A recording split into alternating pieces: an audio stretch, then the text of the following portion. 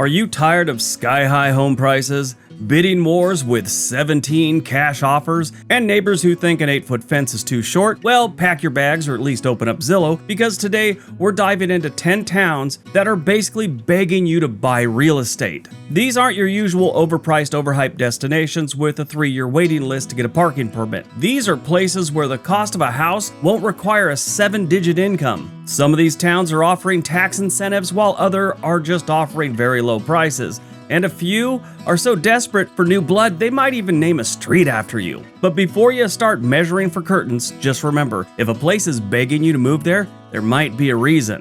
Today we take a stroll through America's most affordable desperation zones. Got it? Get it? Good. Let's take a look.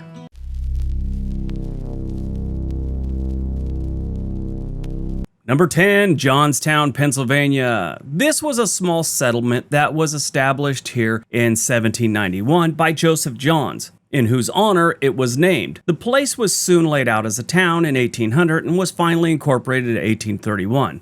This town has had 3 major floods in its history. This caused the town to create a flood tax. Yeah, the Johnstown flood tax was originally intended to help rebuild the city of Johnstown after the 1936 flood. But there's a Pennsylvania lawmaker, State Representative Joseph Diorcio, I think that's how you pronounce it. He's setting out to kill this tax. So it might actually be getting cheaper. Johnstown seems to be one of those places where time has frozen somewhere around 1978. Once a bustling steel town, it's now filled with faded glory, empty storefronts, and for the adventurous buyer, insanely cheap housing. You can grab a decent-sized home for under $50,000, sometimes even less. Now, you will have to put a lot of work into it, and you will hear things from realtors like, it's got good bones. I looked on Zillow, and yeah, they've got all kinds of places around downtown that are going for $30,000, $40,000, $50,000, and they do need a ton of work. Now, here's what's amazing about Johnstown. Their crime rate isn't that bad.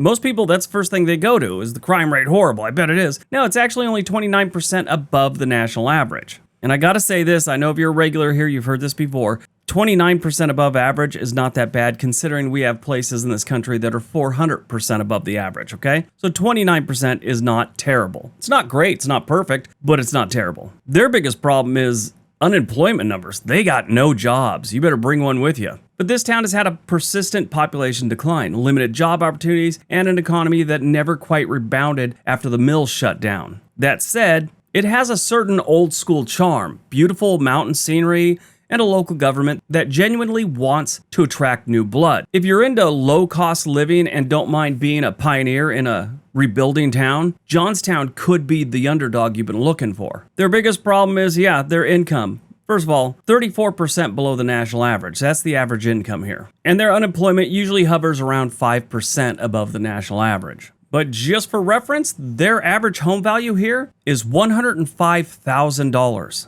And that's up 4% from last year.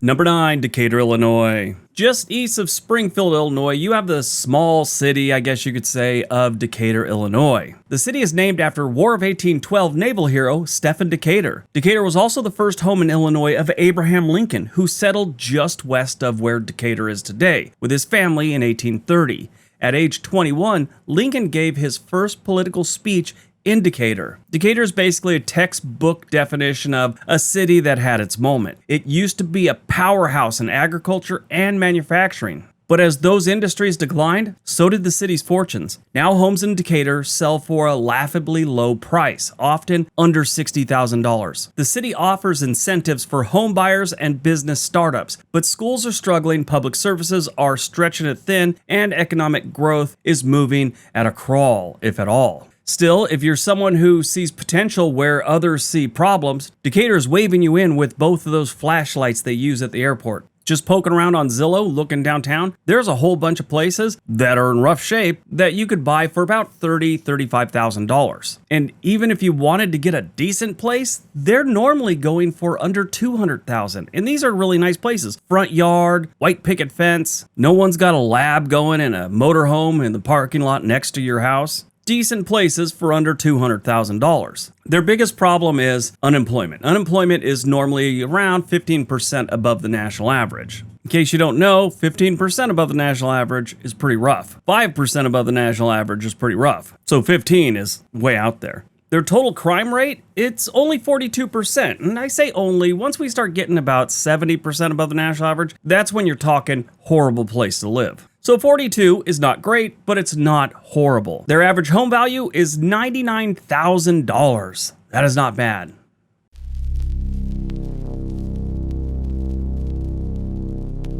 Number 8, Cairo, Illinois. Cairo is located at the confluence of the Ohio and Mississippi rivers, the largest rivers in North America. Settlements began here around 1830, and busy riverboat traffic expanded through the 1850s. Fort Defiance, a Civil War base, was located here in 1862 by Union General Ulysses S. Grant to control strategic access to the rivers and launch and supply his successful campaign in the South. That's a weird little spit of land. You get on the bridge from here and go east, you're in Kentucky. You go west, you're in Missouri. The average person here could be in another state in like 5 minutes. Cairo might be one of the most extreme examples in the country. This once thriving river town is now known for its near abandonment. The population has dwindled to just a few thousand people, and entire blocks of the city are empty. So why would anyone want to move here? Because houses cost next to nothing, sometimes literally a few $1,000s. Cairo is a place with haunting beauty, rich history, and deep-rooted problems. If you're into off-grid living, urban exploration,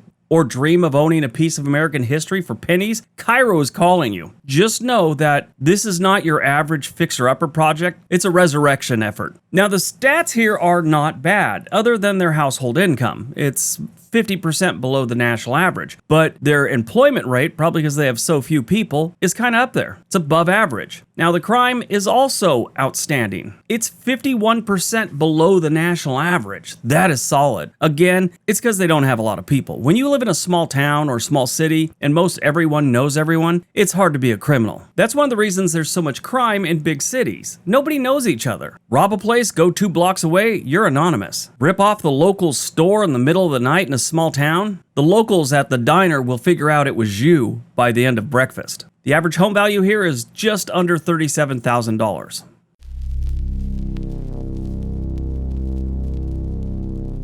Number 7, Schenectady, New York. Schenectady was founded on the south side of the Mohawk River by Dutch colonists in the 17th century, many of whom came from the Albany area. This town is just north of Albany. The name Schenectady is derived from the Mohawk word that I can't pronounce, meaning beyond the pines, and is used for the area around Albany, New York. This town finally started turning it around after decades of decline. Once the home of General Electric's headquarters, the city crumbled when manufacturing jobs disappeared. In recent years, it's benefited from Albany's tech spillover, meaning there's been some tech companies springing up in Albany, and some of the people are moving to Schenectady. And it's helping revive the town. You could still buy a home here for under $100,000 in several neighborhoods. And there are state and city incentives to encourage first-time buyers and renovation projects. But it's not all smooth sailing. Some parts of the city still have some pretty high poverty, they've got high taxes, and inconsistent services. This one's at this point in the thing because I think it's got a lot of potential. I mean, they are turning the corner, but it's still cheap. So this is one of those places where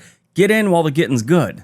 I don't think it's a pipe dream in this part of New York. Now, the average on this one is kind of high, and that's because they have some higher-end places on the outside of town. When you get into town, you could find places for under $100,000, but those tech people that come in and they start building homes on the outskirts of town, and that'll raise up their average, because they've got some homes out here for $1.5 and $2 million. It's getting up there, but that's just in certain areas, and they're beautiful homes out there.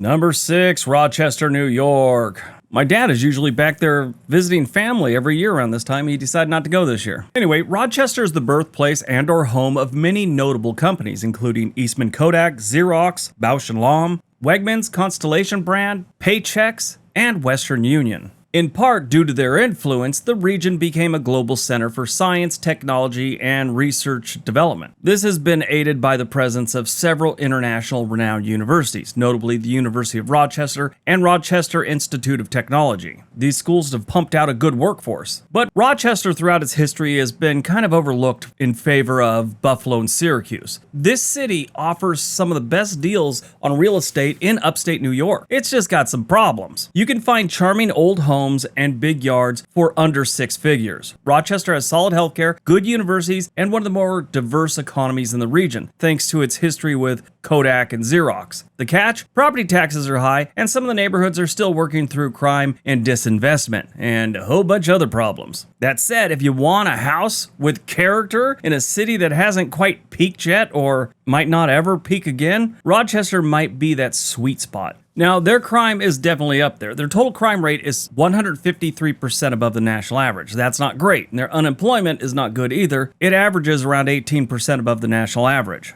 The good news is, they have some really bad homes downtown, but if you just get on Zillow and start poking around at all these homes that are under, 120,000, there's some decent ones there that need some work, but they're not falling over. If you want to see those falling over, just click on one that says it's going for 40, 35,000, something like that. And they got some gems there. One looks pretty bad. It's so bad that the realtor took all the outside pictures from like a block away. I would have gone with the heavy fog filter myself. The average home value in Rochester is about $230,000. But yeah, that's a high number. Don't let it scare you off. There's plenty around $120,000. And they want you to move there.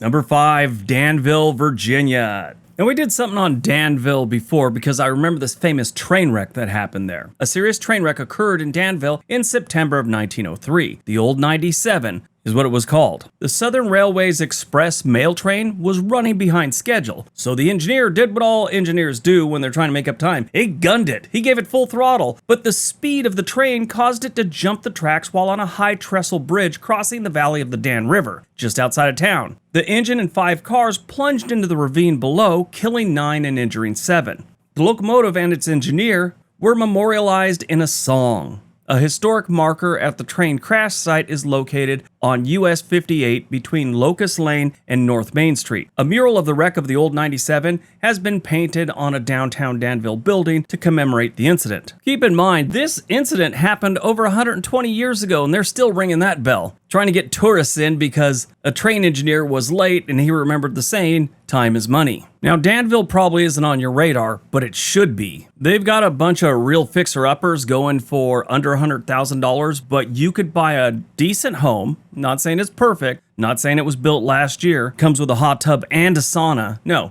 these are okay homes, maybe need a couple things done to it, but they're livable for under $130,000. And they got plenty to choose from. Now here's the downside. Their unemployment is 18% below the national average. They got jobs. They want you to move there. I saw one article that said there's been programs in the past where they're trying to encourage remote workers to move in. I looked it up. I couldn't find much, but it might be out there. Sometimes those things are hard to find. I usually go to makemymove.com and I couldn't find anything on there. So if that's something you're thinking about doing, you might want to check on it before you pull the trigger. Anyway, their total crime rate is only 39% above the national average and their average home value is $152,000. Not bad.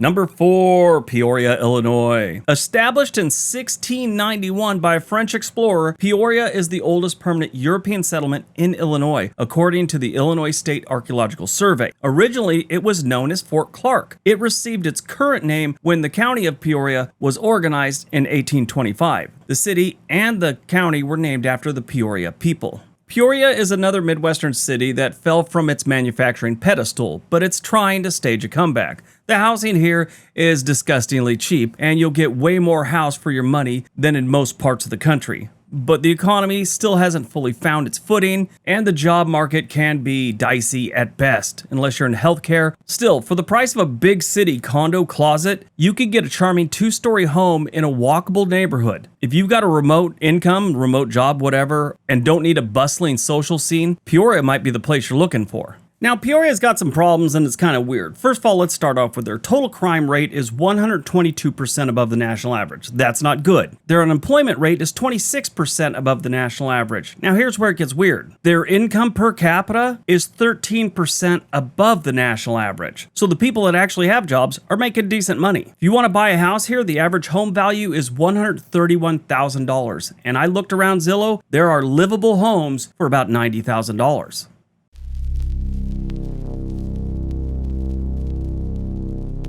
Number 3, Binghamton, New York. Now, this one, I'll tell you right up front, is not a great place to live, but we're really not focusing on that part of it. We're really focusing on the cost of housing on this video. And believe it or not, to some people, they don't care how nasty a city is as long as they can get a house or some cheap real estate. There's a lot of people that don't mind a lot of things as long as they can get a house. Binghamton is the poorest and the foggiest city in New York. It is right between Syracuse and Scranton, Pennsylvania. The first known people of European descent to come to the area were troops of the Sullivan Expedition in 1779 during the American Revolutionary War, who destroyed local villages and chased all the Native Americans away. The city was named after William Bingham, a wealthy Philadelphian who bought 10,000 acres of land here in 1786. Binghamton might not be what you'd think when you hear cheap housing, but this upstate city has some serious deals. It once thrived on manufacturing and was home to IBM's early roots. Now,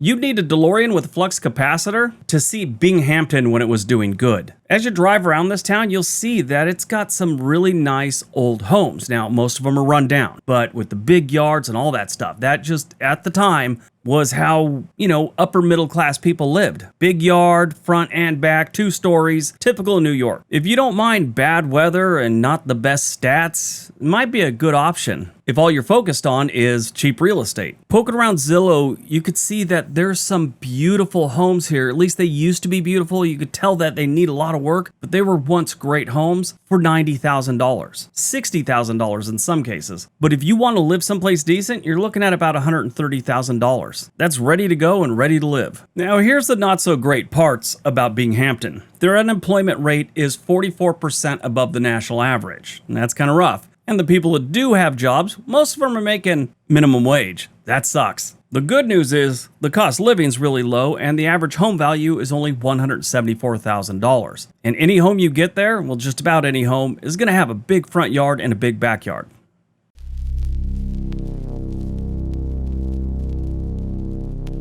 Number 2, Beckley, West Virginia. Now, to be honest, I could have made this entire video on just West Virginia towns. Because if you don't know, everything's dirt cheap in West Virginia. The problem is, almost every single place that is dirt cheap, which is the entire state, carries some baggage. And boy, does Beckley have some baggage. But it also has some positives, like really good ones. Beckley is nestled in the Appalachian Mountains and it offers home prices that seem like they belong in a time capsule. You can get a single family home here for under $80,000 and the surrounding nature is stunning. Rolling hills, national parks, and that peaceful small town pace.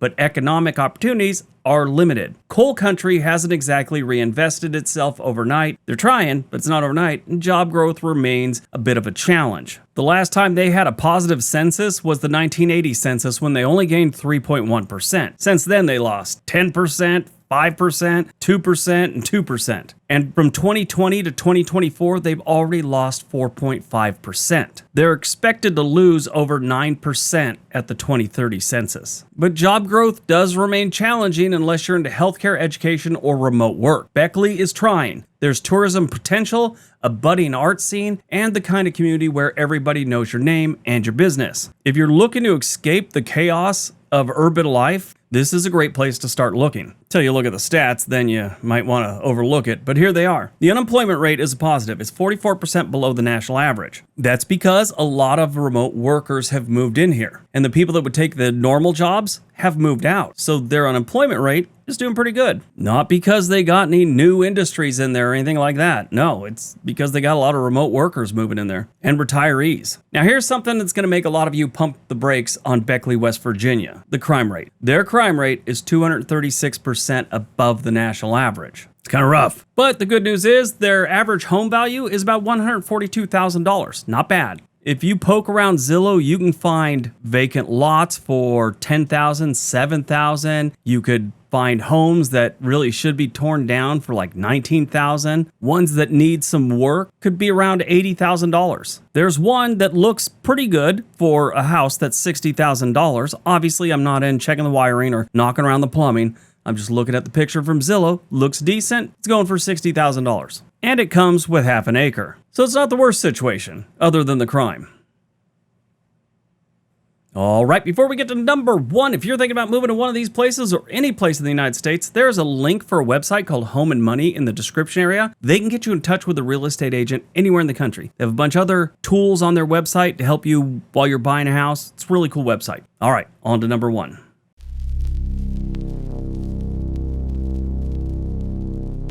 And number 1, Cumberland, Maryland. Cumberland is another forgotten mountain town with big dreams and small prices. Located in western Maryland, it's got a lot of the same DNA as Appalachian towns in West Virginia or Kentucky. Rich history, old railroad routes, and a population that's been shrinking for years. Housing here is super affordable with plenty of properties under $100,000, and some are in the $50,000 range. Cumberland is trying to build back better, leaning into outdoor recreation and arts, but economic opportunities are still limited here. That said, if you're a remote worker or retiree looking for a scenic town with potential and no mortgage stress, Cumberland's got your back. Cumberland is extremely affordable in both cost of living and the homes. Poking around on Zillow, there's a bunch of places for under $50,000, but they're probably homes that aren't worth the effort. If you really want something that's worth the effort that might need a little bit of work, probably gonna look around $120,000. Now, a lot of people, when you say Maryland, they think Baltimore. This is the furthest thing from Baltimore. This is mountains, beautiful scenery around the town. It's just got a lot of rundown houses that need a pretty good Home Depot credit limit and a lot of effort that don't take a lot of cash. Now, here's the downsides of it. Their total crime rate is 116% above the national average, but their unemployment rate is 13% below the national average.